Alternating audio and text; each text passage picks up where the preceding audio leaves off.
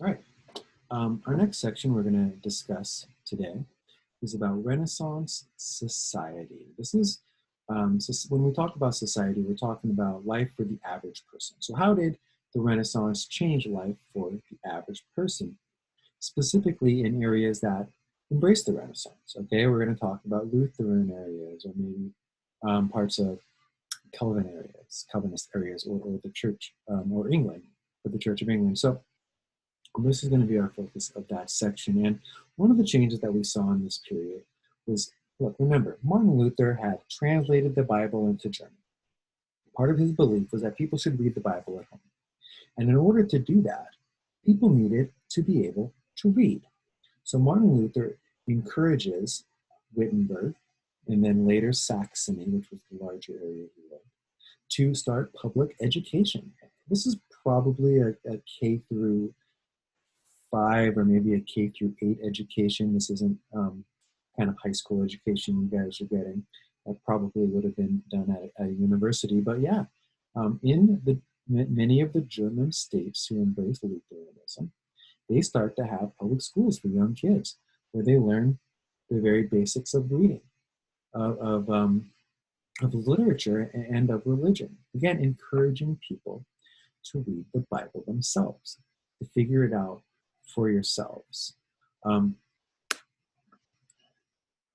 He also, if you remember, moving on to the next level here of changes we saw, Martin Luther had ended the requirement of celibacy of the clergy, okay, which then allowed for priests to get married. But it did more than just that.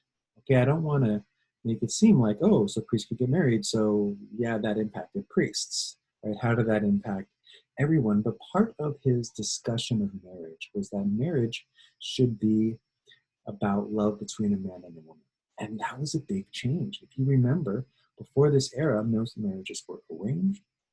Marriages had to do with business ties or political ties or uniting families, and rarely had to do with love. And by suggesting that marriage should have to do with love between a man and a woman, encouraging men, women, and families to read the Bible together, bringing religion into the home, making it more of a family thing. The combination of that with the changes in education, where now more people can read, was a real difference for the lives of people in the Protestant Lutheran areas. Women at this time were still, though, expected to be obedient to their husbands, but it at least opens up the door for women being more than just property and being individuals who are an important part of the family now, instead of, again, marrying whoever their dad told them to, and their job was to connect families and have babies. So we're starting to see a change in the life of women in these areas as well. That being said, Martin Luther was anti-Semitic. He expected Jews in this area to convert to Lutheran, and if he didn't, he wrote that we should destroy the Jewish temples. We should destroy their houses of worship. Now, this brings a bigger question, and it's one that I don't think we talk about enough in society, and it came up a lot this summer. When we look at these historical figures, do we judge them based on how they would be viewed in 2020, or on how were they viewed in their time? Now, obviously, anyone who in 2020 said that if Jews don't convert to Christianity, we should burn down their temples, would be looked at as anti-Semitic, horrible person, Hitler-esque, right?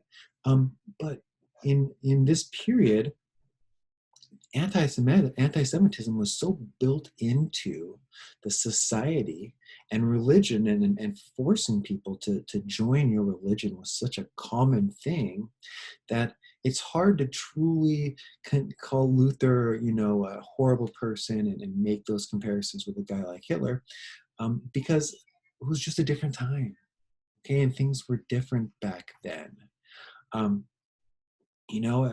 When we judge other historical figures, we don't need to hold them to 2020 standards, but instead we want to judge them based on the standards of their period. Now, if, say, for example, there's a historical figure and I'm not going to bring up any names, who was condemned by others during his period for his horrible behavior, then maybe in 2020 we do want to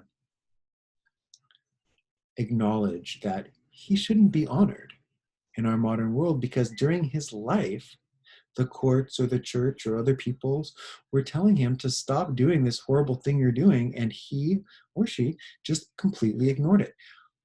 But in the case of Martin Luther, I think that this more reflects society during this period, that this kind of behavior was normal and acceptable, and less is something that we should say, oh, Luther was a horrible anti-Semite who encouraged the burning of temples. If you didn't convert, therefore Luther is a Hitler, right? So let's be careful there. And as we progress, right, in our world, we're going to look back. I mean, you can look at our founding fathers and say, oh my gosh, these people were horrible things, did horrible things, but was it normal during their era? Because if it was, then we shouldn't condemn them based on 2020 standards, but instead understand the standards of the era. Now, if during their era, and I'm repeating myself, they were condemned, people did say, what you're doing is horrible, you should stop. Maybe the courts or the church or large organizations were begging people to stop doing something, which they didn't stop. Then maybe in 2020, we do look at them and say, this person should not be honored. And it's going to be a question moving forwards. So I just want you to kind of keep that one in mind. How do we judge historical figures? And we're using Luther and his anti-Semitism as an example.